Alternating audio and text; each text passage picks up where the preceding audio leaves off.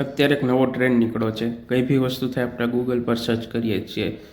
તો મિત્રો આપને ખબર છે કે ડૉક્ટર ગૂગલ કે સેલ્ફ પ્રિસ્ક્રાઇબિંગ કહે છે અને ફાયદા કેટલા ગંભીર હોય છે. આપણે ફાયદાને લીધે લેતા હોય પણ તેની આડઅસરો પણ કેટલી ગંભીર હોય છે. પહેલી વસ્તુ, આપણે સામાન્ય તાવ, શરદી, ઉધરસ થઈ હોય, ચક્કર આવતા હોય, આપણે ઘણી વખત સામાન્ય લાગે છે પણ તે ઘણી વખત ગંભીર બીમારીઓનું પણ સ્વરૂપ હોઈ શકે છે. તેને આપણે રોંગ ડાયગ્નોસિસ પણ કહીએ છીએ. બીજી વસ્તુ, જે આપણે ગૂગલ જે આપણે પ્રિસ્ક્રાઇબ કરે છે એની સાઇડ ઇફેક્ટ ખબર હોતી નથી. દવાઓની કેટલી સાઇડ ઇફેક્ટ હોય છે. ઘણી વખત આપણે દવાઓ તાવ, શરદી, ઉધરસ માટે લેતા હોય છે, તેનો ડોઝ રોંગ હોય છે. ઘણી વખત આપણે વધારે પ્રમાણમાં લે છે, તેની આડઅસર આપણા શરીરમાં ગંભીર રીતે પણ થતી હોય છે.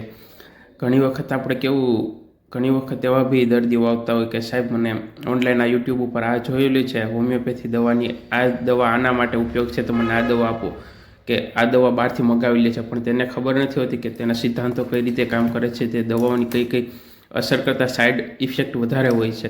તે આપણે શરીરમાં કામ કરવા છતાં ફાયદા કરતાં તે નુકસાન વધારે કરે છે. એને આપણે અધૂરી માહિતી પણ ઘણી વખત હોય છે. બધાને ખબર હોય છે કે બેલાડોના એટલે કે માથાના દુખાવા માટે આપણે લઈ લેતા હોય છે ઘણાય, પરંતુ બેલાડોના ખાલી માથાના દુખાવા માટે ઘણી બધી બી દવા આવેલી હોય છે. હોમિયોપેથીમાં કે એલોપેથીમાં જોઈએ તો સાવ શરદી ઉધરસ માટે એન્ટીબાયોટિક ખોટી લઈ જતા હોય છે.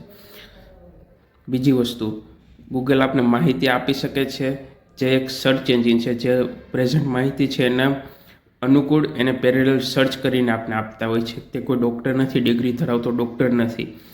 નાની સમસ્યા હોય છે પણ નાની સમસ્યા આપણે દેખાતી હોય છે, પરંતુ તે ઘણી વખત મોટું સ્વરૂપ પણ લઈ શકતી હોય છે. બીજી વસ્તુ, હંમેશા દવાઓ ડૉક્ટરને કે આજુબાજુમાં ડૉક્ટરને પૂછીને લેવી હિતાવહ હોય છે.